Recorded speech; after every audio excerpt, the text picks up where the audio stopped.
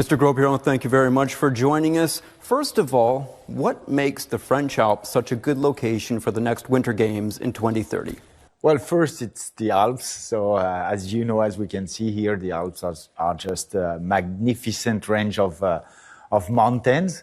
And the second thing is that it's in France, and we have this legacy of Paris 2024 and legacy from other Olympic Games organizations.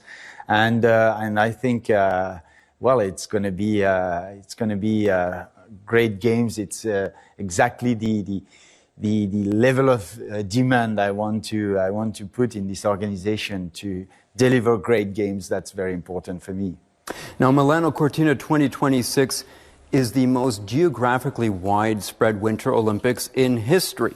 I understand that the French Alps 2030 is going to be following a similar format. Is this the template going forward for Winter Olympics due to the challenges of climate change? And can you talk a bit about the challenges this poses to the organizers, to the fans, to the athletes? For us in the French Alps, it will start in Nice, which is a beautiful city on the shore of the Mediterranean Sea, on the French Riviera, and it will go up to almost the Mont Blanc. So it will be spread out the whole range of the Alps in France. And we will have the possibility to show the diversity of this range of mountains with different type of ski resorts. So you will have maybe some of the most iconic ski resorts in the world, like Val d'Isère, Courchevel, and others. And you have places where it's more family atmosphere, and some other will be totally different. And I love those games here in Milano Cortina for that, because if you're in Cortina, if you're in Predazzo, if you're here in Milano, it's different. It's a different atmosphere, but you always keep the spirit of the games. And I think that is the main challenge that we are facing, trying to have a fantastic Olympic spirit experience, but also that respects the specificity, local food, for example, of each places where you organize competitions. You paint a vivid picture. I'm practically there. Now, sustainability is certainly a key focus for any Olympics, particularly the Winter Games. I understand that you plan to reuse venues from Albertville 1992.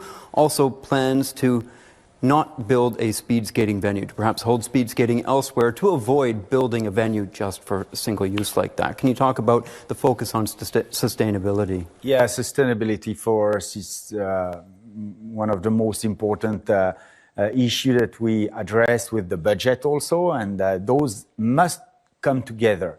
And for us, yes, sustainability is to reuse some of the facilities that has been built for the 1992 Olympic Games, but not also. It's also the way to reuse or to use or to develop or to renew those facilities that needs to be sometimes renewed. And also to use like slopes, homologated slopes that has been used or that are used every year for World Cups or World Championships. So that will be that will put a new light on those and consolidate the model that we have for those, the economic model that we have for our ski resorts.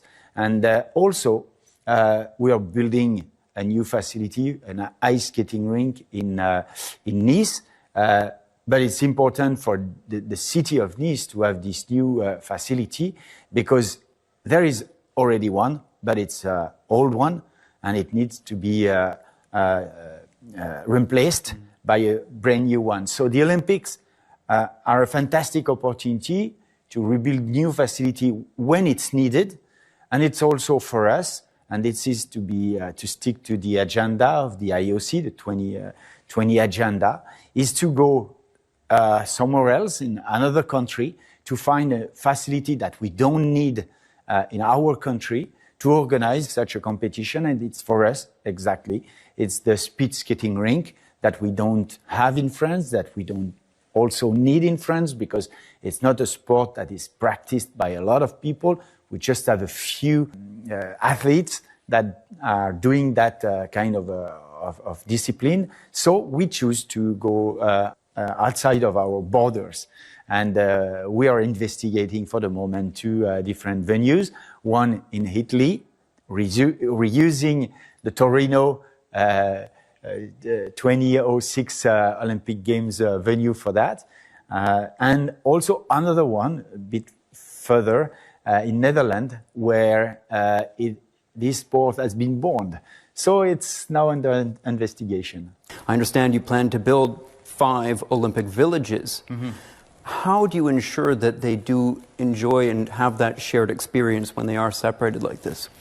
You know, as you say, I have this experience. I took part 3 times at the Olympics, and it has been always a different experience. My first experience, and it's the experience of most of the athletes, I was there to participate, just to discover the Olympics, and to get. It was my first touch with Olympism, and it was just great to discover that. But I was not aiming for a medal.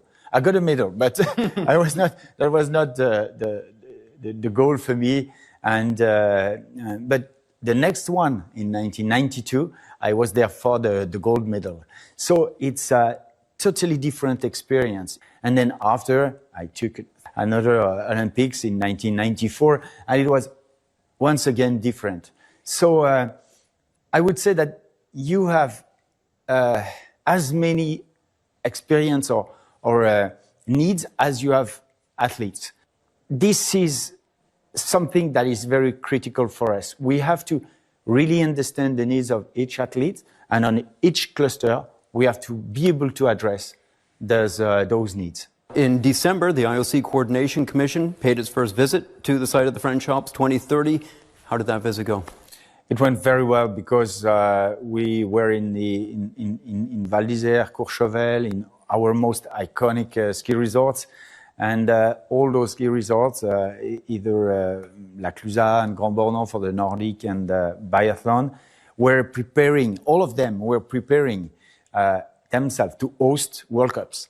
So it was building everywhere, and snowmaking and stuff, and a lot of activity. And for the IOC Coordination Commission, it was quite spectacular to see that, and to see that there is a fantastic know-how.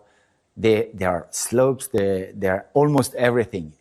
But what we have to bring now is to bring those organizations, those local authorities to the Olympic Games, which is a bit different than organizing a World Cup or World Championships. And this is the job and the work we have to do for the next 4 years. At the closing ceremony, of course, there'll be the 8-minute segment introducing the next host, and then the flag handover ceremony. I understand that the day after that, on Monday, February 23rd, there's going to be a ceremony in Albertville. Can you tell us about the symbolism of this event? We have the handover ceremony, for the closing, during the closing ceremony. And we have a message. We want to just show a glimpse of what's going to be the games in 2030. And the next day in Albertville will be the delegation, the French delegation, and also the Olympic flag that will return to France. And so we are happy to share that with the French audience. We're going to just say that last time it was in Albertville, and it come back, and we start again from Albertville, and we go all together to the 2030 French Alps Olympic Games, Winter Olympic Games, and Paralympic Games for sure, because it's not over. We still have the Paralympic Games that will come right after that. Absolutely. The games continue. Well, Mr. Grospiron, thank you very much for your time. I know you've got your work cut out for you, but we'll all be looking forward to this. I hope to see you in 4 years' time in the French Alps, 2030. Yeah, you're welcome. Thank you so much. Thank you.